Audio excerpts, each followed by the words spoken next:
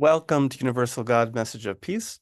And today you're with me, Lee Weisman, and this is Dr.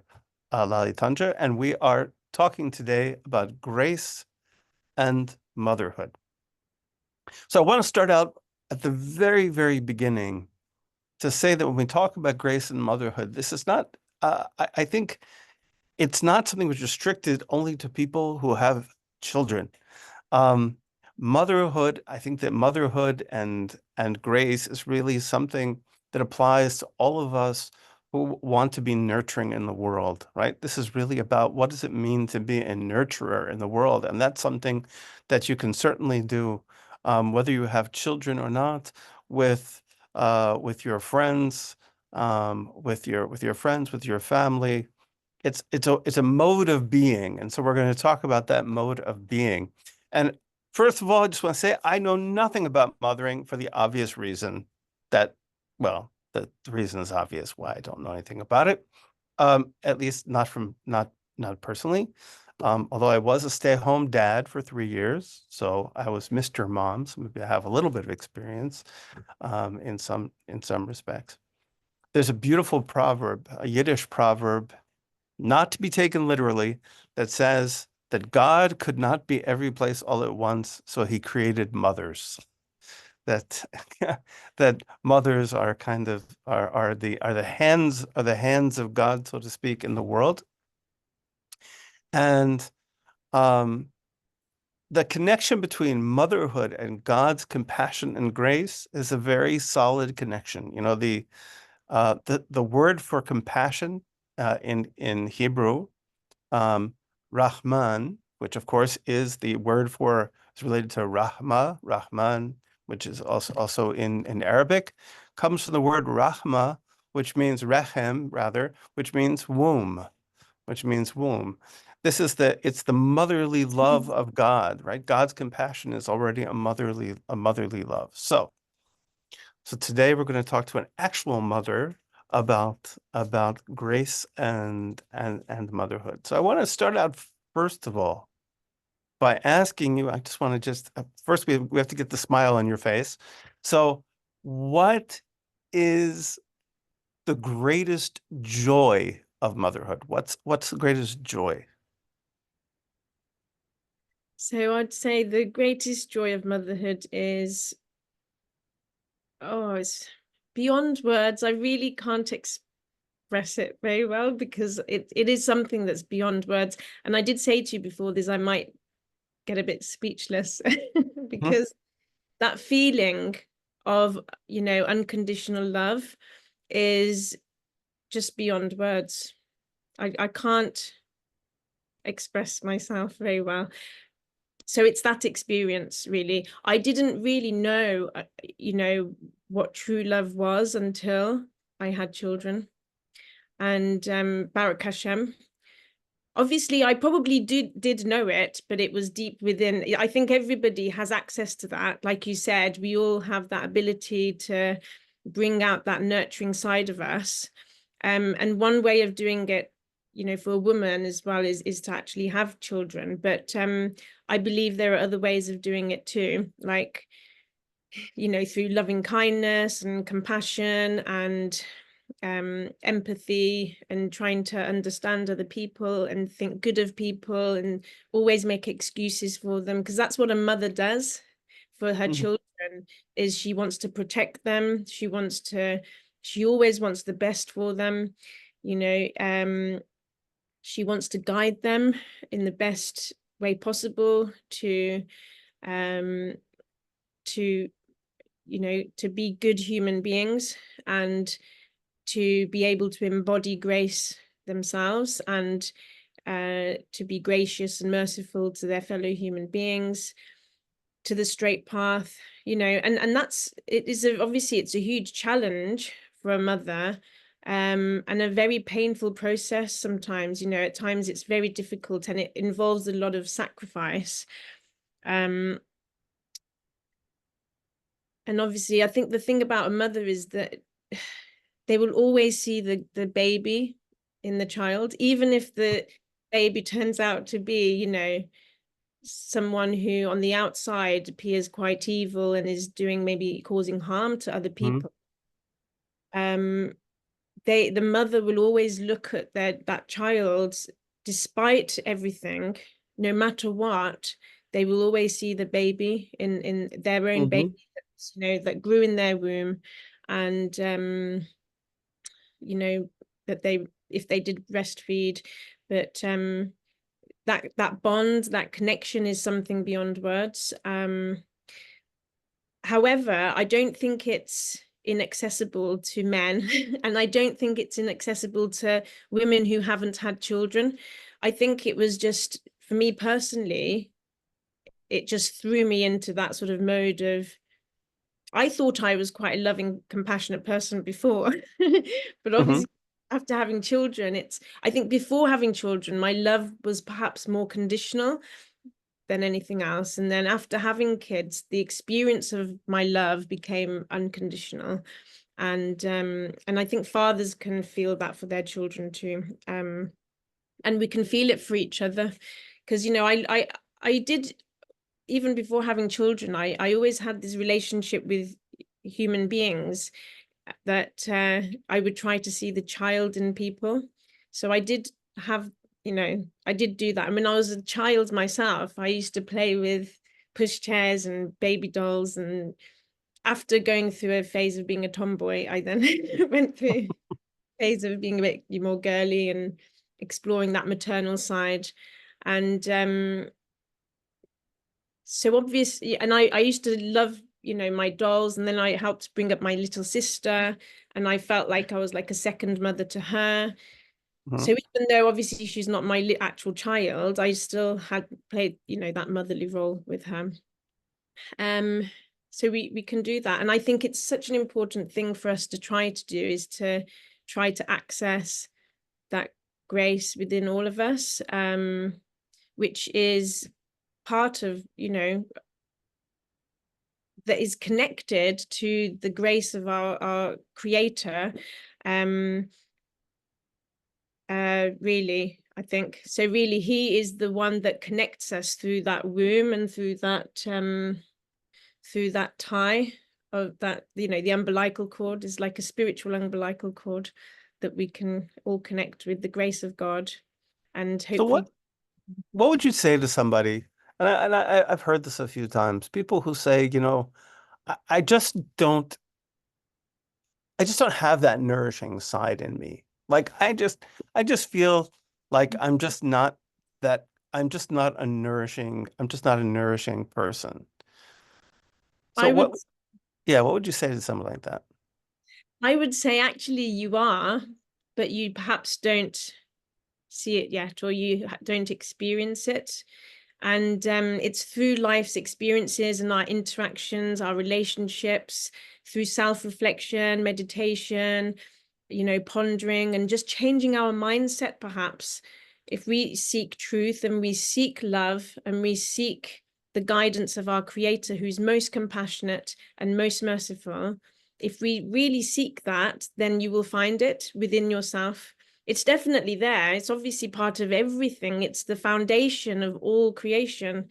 And everything is buried. There's always that, it's a type of,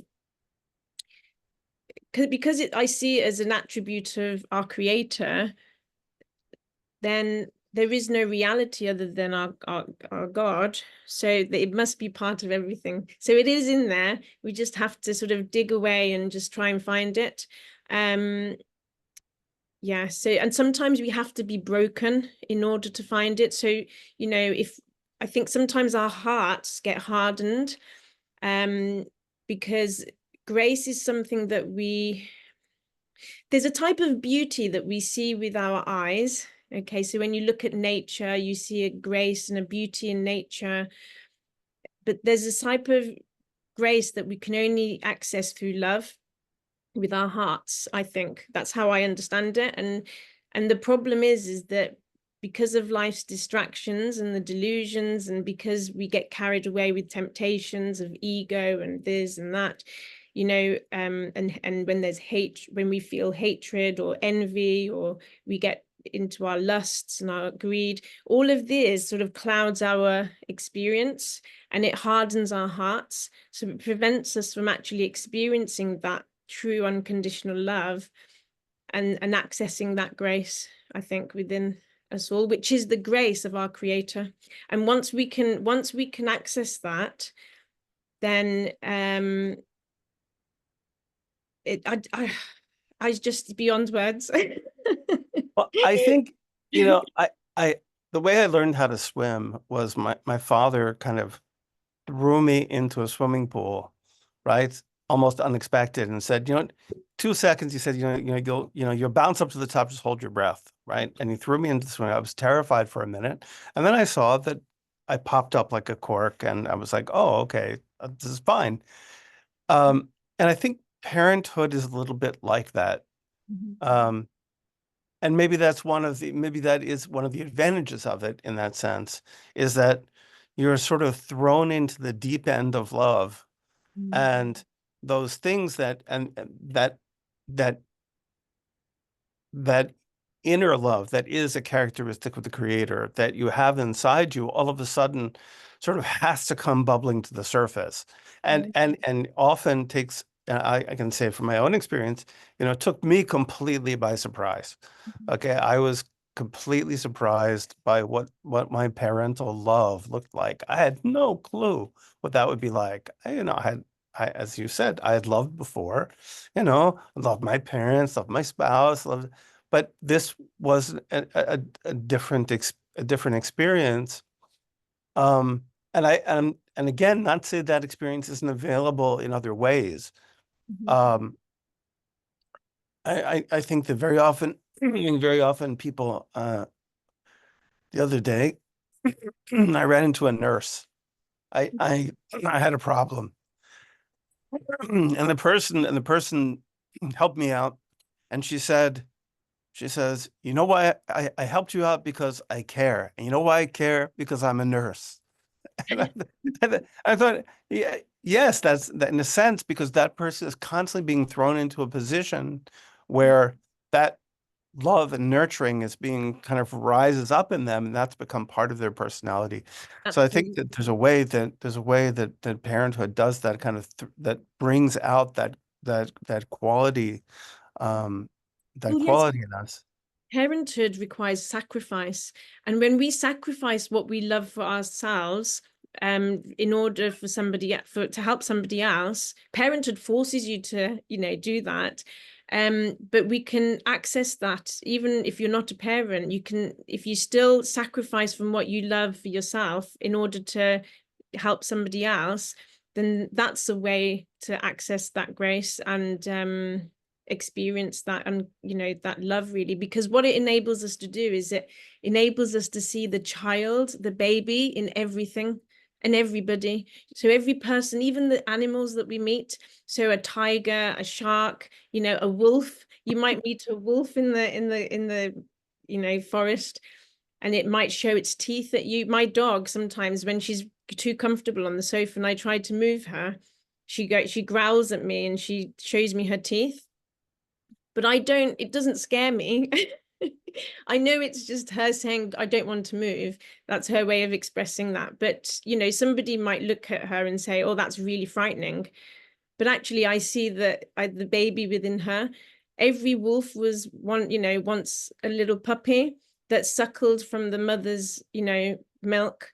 And actually, if we can try and see that baby in all of us, that will help to ignite that grace and that mercy within us, so that hopefully we can be inclined towards it and be good representatives of the most merciful and gracious one.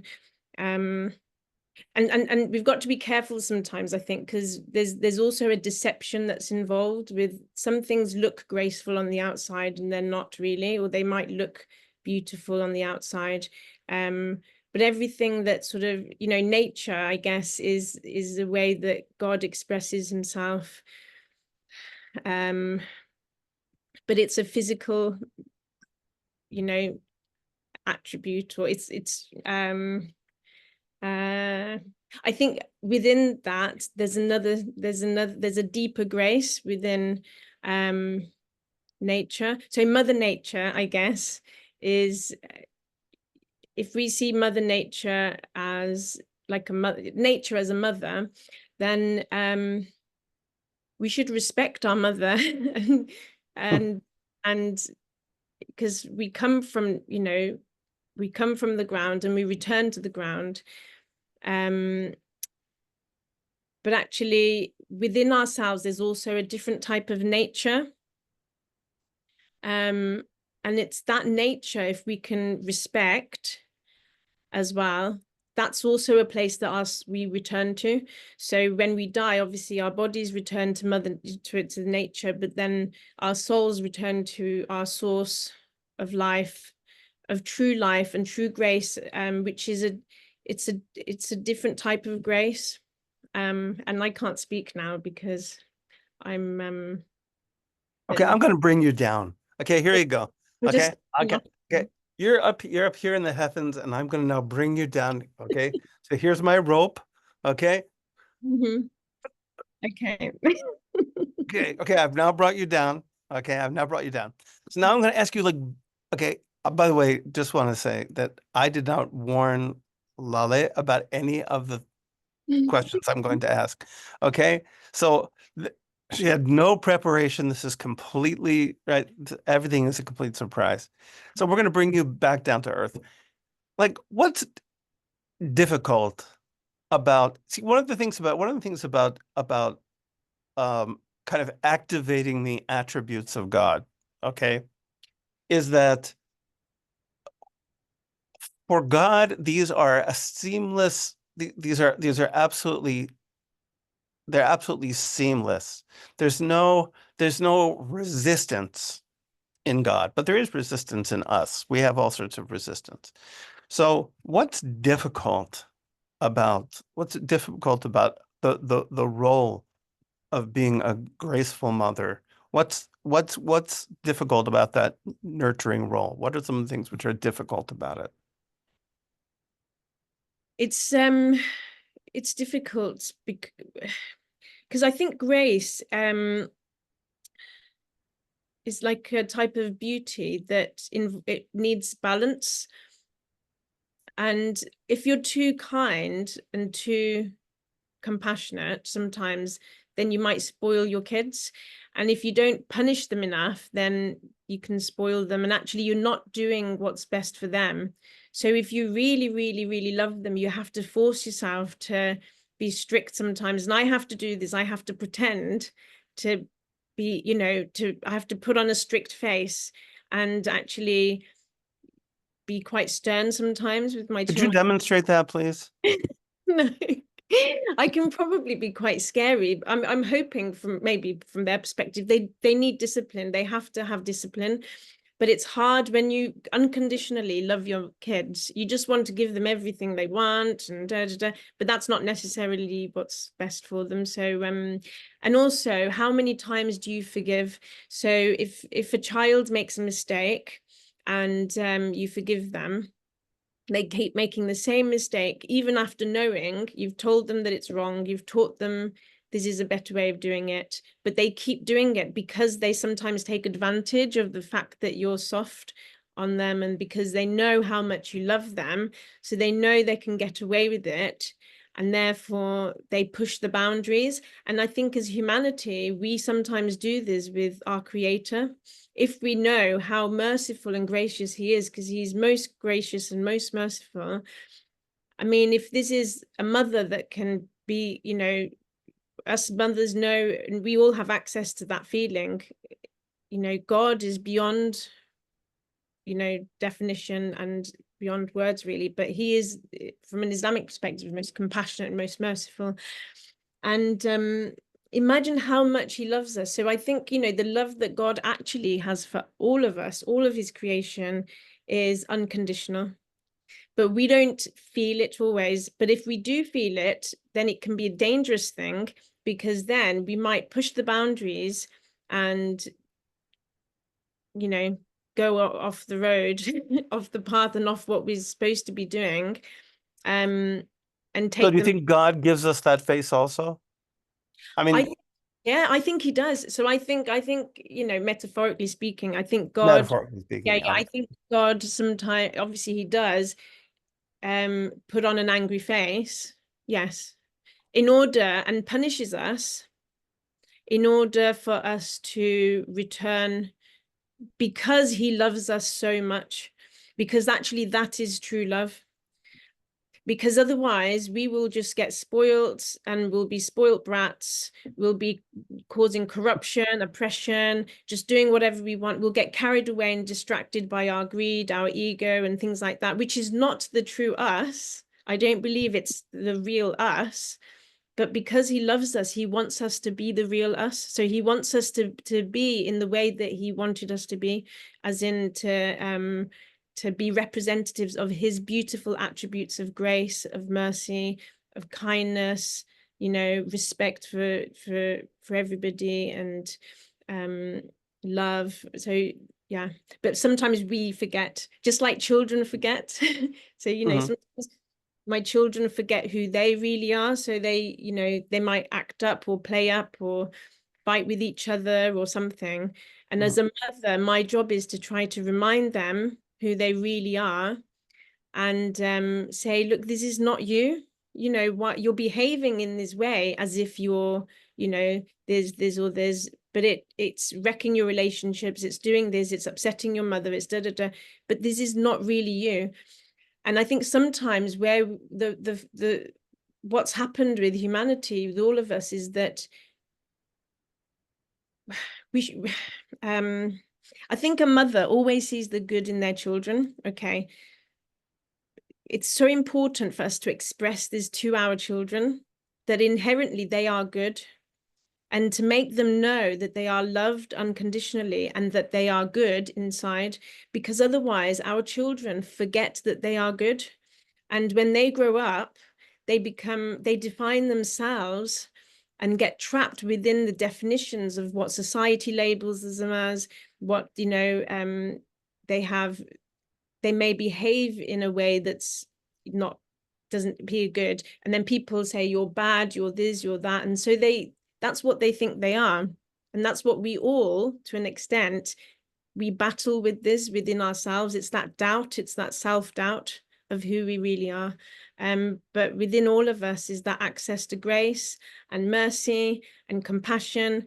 So even if we don't feel it, let's just keep sacrificing. And it can be a painful process initially to sacrifice, obviously, because you might love money, you might love your big house, you might love your fancy car, but if you can sacrifice a bit of that in order to help somebody else have what they need, then it's a painful thing, obviously, if you love it for yourself.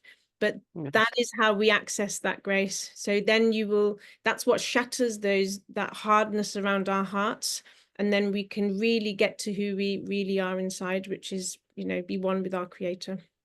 I With heard story from Rabbi Abraham Twersky, who said that the worst thing he ever heard his father say to him was in Yiddish, nicht passt nicht. Literally, it's beneath you, right? Literally, it's beneath you. And he said he never said, you're bad. He never said you did wrong. He said, you're really better than this, Mhm. right? And so I think that part of it is giving children a strong sense of their own self-worth and their own, you know, and especially I think also especially in these days, um, we I think we're in a special time of danger also because we live in a world now where people are constantly comparing themselves to other people, right? We see on Instagram and social media and all that, like, people are constantly comparing themselves to each other, and everybody's life looks, amazing, right? Everybody's has the perfect car, the perfect spouse, and especially for children. Everybody, they all have the perfect life, they all have the perfect wardrobe, they all have the perfect grades, everybody is perfect everything. And of course, it's not true.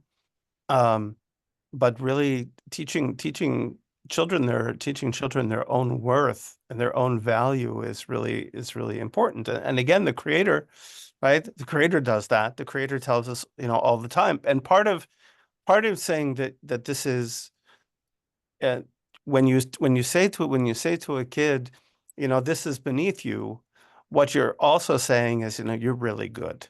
You're really good. And if this is not something which is really good, it's not you, right? You are amazing. Okay? Maybe what you're doing is not so amazing right now, but you are amazing. Yeah. And to say Um, to ourselves as well. So we all have that inner child within us that needs to hear that sometimes. We forget that we are also a child of a mother. Every single one of us came from the womb, and um our parents might not be around to tell us that, or perhaps they didn't tell us enough when we were, kids from our perspective. mhm. We can remind ourselves, and the whole point of having good friends and people around you is to help you remind yourself of who you really are, and you reflect one another to the other. So you reflect hopefully your goodness to each other, and if you forget, then they remind you. So if we can try and see the child within other people and also within ourselves, um, and show unconditional love for that child within ourselves, I think And we that's forget gift. that we have to mother ourselves, We forget that inside of us, is this, is a child with all the vulnerabilities of a child and all the fears of a child and sometimes the hurts of a child. And uh and it could be surprising to us sometimes when that side of us comes out, right? When we suddenly think like, am I being an adult? Am I responding like an adult or am I responding like a child? And if I'm responding like a child, then how do I deal with that Yeah, inner it's always that there. inner child?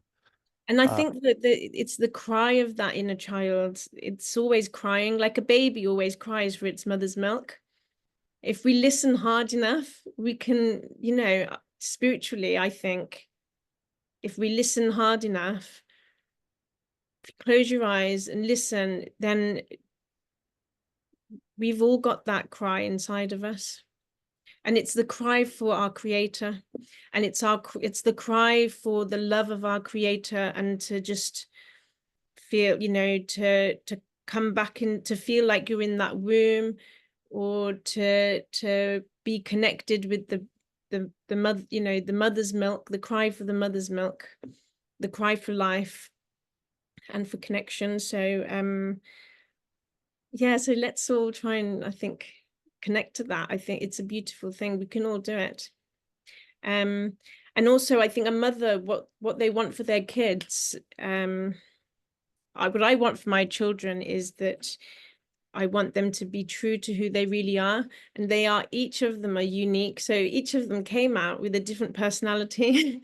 From day one, they were their own person, and they, they've got their little quirks. Each of them is unique, and each one of all of us is unique, and we've all been given different gifts, blessings, talents. So a mother wants their child to just be themselves, be who you are, who you really, really are, and use your gifts, blessings, and talents to express yourself, to shine your light to other people, and and help. that's really true. That's really true for everybody. I mean, that's Exactly. I Yeah. and I think that one of the sad things I think, about our educational system and sometimes about our parenting, is that, we want kids to be the same, where we have an idea of kind of like the final product we want instead of looking at like who do we have? You know, the Torah says that you have l'chanech hana'ar al pi darko. You should educate the child according to his way, according to its way, right? And that's the most beautiful advice, right? You educate a child in the way that the child needs to be educated because they're an individual and they have their own way of being. And it's the piece of advice that both parents and educators most ignore, right? Because we have the plan, right? We go and read the books, right? You read the books about parenting, right? That tell you, okay, this is what you're supposed to do. But what you're supposed to do doesn't work with every child. It works with this child, but it doesn't work with that child. And each child has different needs. Some kids are more snuggly, some kids are less snuggly. Some kids need independence. Some kids and some kids um, need more guidance. It's it's really it's really important, and the same with ourselves, the same with ourselves, to really know ourselves well and say, some of us, we need more of something, we need less of something, and to be able to be sensitive even to our own needs. So I'm going to bring you back down before we leave, before we go one time. Okay, bring you back down, pulling you down. Okay. So one practical piece of advice. You're the mother of girls. Okay, the mother of a bunch of girls. So as a mother of girls, one magical piece of advice.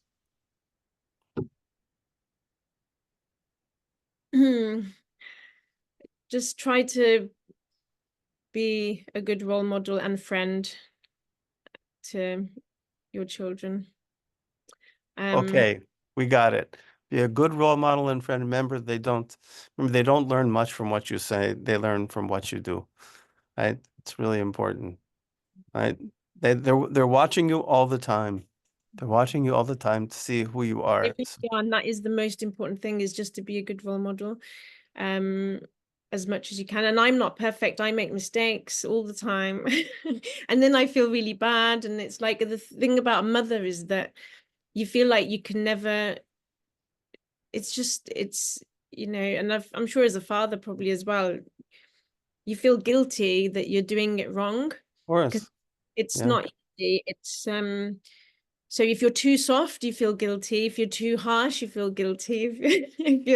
If you feel like you're punishing them too sternly, you feel guilty, because you just want to hug them, and, well, I do anyway, and tell them how much I love them. But you have to have a bit of restraint. So it is hard to get that balance right. So have compassion on yourself as well. Um, Have yeah. compassion on yourself as well. Always good advice. I always advise my children to seek truth as well, because I make mistakes. So I don't want them to see me as the perfect role model, because I want them to know that I'm not perfect, and I'm just a servant of God, and I'm trying my way. I'm trying my best in my own way. But I try to, remind them of the values and virtues of being a good human being, and try my best to do that myself. Um, but I'd say to them, there may be things, all I can do is my best according to my own understanding, but I might be wrong. It doesn't mean that everything I say is right. So always seek the truth in your own way, have a relationship with your creator, ask him to guide you, and actually correct me if I'm wrong, please. So I learn from my children, and actually they're quite wise. They teach me things. They say, "No, mummy, I don't think that's right." And I say, "Okay, so tell me what you think." And actually there's so much wisdom to them. I think if we can listen to our kids more, we'd probably learn a lot as well. So, uh, Amen. amen. Okay. Thank you so much. Bless you. And everybody, okay, should make sure to like, make your comments, subscribe, and we'll see you again, Bezrat Hashem, inshallah, next week. Blessings and peace to everybody. Thank you. Shalom. Shalom.